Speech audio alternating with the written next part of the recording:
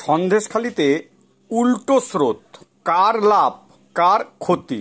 এতদিন সন্দেশখালি একরকমভাবে এগোচ্ছিল, যেখান থেকে বিজেপি সুবিধা নেওয়ার চেষ্টা করছিল, কিন্তু খেলাটা ঘুরে গিয়েছে।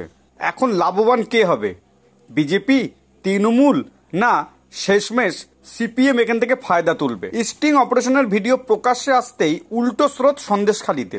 যে শাহজাহান শেখের গ্রেপ্তারির দাবিতে পথে বিক্ষোভ দেখাচ্ছিল সন্দেশখালি, এবার সেখানেই তার মুক্তির দাবি উঠল। সেই দাবিতে পথে নেমে বিক্ষোভ দেখালেন মহিলাদের একাংশ, তাদের নিশানায় বিরোধী দলনেতা শুভেন্দু অধিকারী।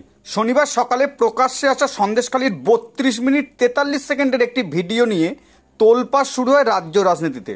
যদিও সেই ভিডিওর সত্যতা বিএন বাংলা যাচাই করেনি।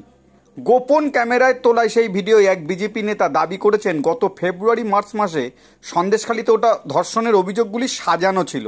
মহিলারা টাকার বিনিময়ে শাহজাহান ও তার সহযোগীদের বিরুদ্ধে ধর্ষণের মিথ্যা অভিযোগ করেছিলেন বলে দাবি করেছেন ওই পদ্মনেতা।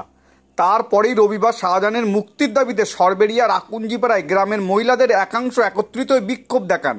বেবি মিন নামে এক মহিলা বলেন, মিথ্যা কোনো দিন চাপা থাকে না, সব বেরিয়ে পড়েছে, অবিলম্বে শাহজাহান শেখকে মুক্তি দিতে হবে। বিক্ষোভকারীদের দাবি, তারা প্রথম থেকেই বলে আসেন শাহজাহান নির্দোষ, তাকে চক্রান্ত করে ফাঁসানো হয়েছে।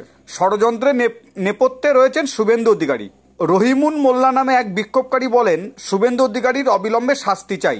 স্টিং ভিডিওতে সন্দেশখালী 2 ব্লকের বিজেপির মণ্ডল সভাপতি গঙ্গাধর কয়েলকে দেখা গিয়েছে। ভিডিওয় গঙ্গাধর জানাচ্ছেন, সন্দেশখালীতে মহিলাদের ধর্ষণের ঘটনা ঘটেইনি, মেয়েদের দিয়ে সাজিয়ে অভিযোগ করানো হয়েছে। গঙ্গাধরকে ওই ভিডিওর এক মহিলার নাম করে বলতে শোনা যায়, তাকে আদালতে গোপন জবানবন্দি দিয়ে 7-8 মাস আগে গণধর্ষণ হয়েছে বলে অভিযোগ করতে শিখিয়ে দেওয়া হয়েছিল, তিনি তাই করেছিলেন। শুভেন্দুর আত্মসহায়কের নাম উল্লেখ করে গঙ্গাধরকে ওই ভিডিওতে বলতে শোনা যায়, পীযূষ ন্যাজাটের শুভঙ্কর গিরিকে বিভিন্ন নির্দেশ দিতেন, আর শুভঙ্কর আমাকে বলে দিত, তাই সেই মতো কাজ করতাম। প্রশ্নোত্তর পর্বের ওই ভিডিওর একটি অংশে গঙ্গাধরকে বলতে শোনা যায়, শুভেন্দুবাবুর নির্দেশে সব হয়েছে।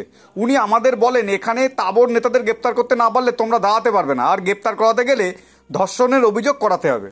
বিজেপি অবশ্য ভিডিওটি ভুয়ো এবং বিকৃত বলে দাবি করেছে, সিবিআই তদন্ত দিয়েছে তারা। ভিডিওয় যে বিজেপির নেতার দাবি নিয়ে এত শোরগোল, সেই গঙ্গাধর ইতিমধ্যে কেন্দ্রীয় তদন্তকারী সংস্থার দ্বারস্থ হয়েছেন। শুভেন্দুর দাবি, এই ভিডিওর নেপথ্যে তৃণমূলের হাত রয়েছে। অভিষেককে নিশানা করেছেন বিরোধী দলনেতা।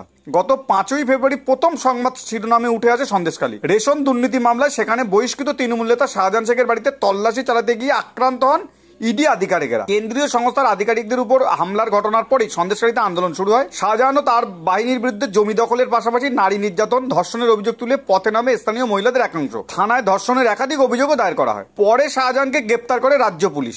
কলকাতা হাইকোর্টের নির্দেশে তাকে সিবিআই হেফাজতে নেয়। বর্তমানে শাহজাহান আছে ইডির হেফাজতে। তাহলে বর্তমানে যেটা দেখা যাচ্ছে, সন্দেশখালীর পুরো কেসটা ঘুরে গিয়েছে এক ভিডিওকে কেন্দ্র করে। রাজ্য রাজনীতি এখন তোলপাড়। তৃণমূল বলছে এটা সাজানো ঘটনা, বিজেপি বলছে এটা সত্যি ঘটনা। মাঝখান দিয়ে ঘোলা জলে মাছ ধরতে চাইছে সিপিএম। সামনেই লোকসভা ভোট, 7ম দফার ভোট, যেটা সবার শেষে, সেটা হচ্ছে বসিরহাট লোকসভা কেন্দ্রে। সেখানে রেখা পাত্র, হাজি নুরুল ইসলাম এবং সিপিএম এর নিরাপদ সর্দার এবং আইএসএফ এর প্রার্থী আছে, এদের লড়াই হবে। এখন আপনি কি মনে করছেন, সন্দেশখালী এই ঘটনাটা কি সাজানো ঘটনা না সত্যি ঘটনা ঘটেছিল? এর ফায়দা কে তুলবে? বসিরহাট লোকসভা কেন্দ্রে কে জয়লাভ করতে পারে বলে আপনি মনে করছেন? কারণ খেলাটা কিন্তু পুরো ঘুরে গিয়েছে। এখন দেখার কোন দল ফায়দা তুলতে পারে। আপনি কি মনে করছেন অবশ্যই কমেন্টস করবেন। ভিডিও ভালো লাগলে লাইক করবেন। ধন্যবাদ। আবার নতুন ভিডিও দেখাবে খুব তাড়াতাড়ি, সাথে থাকবেন।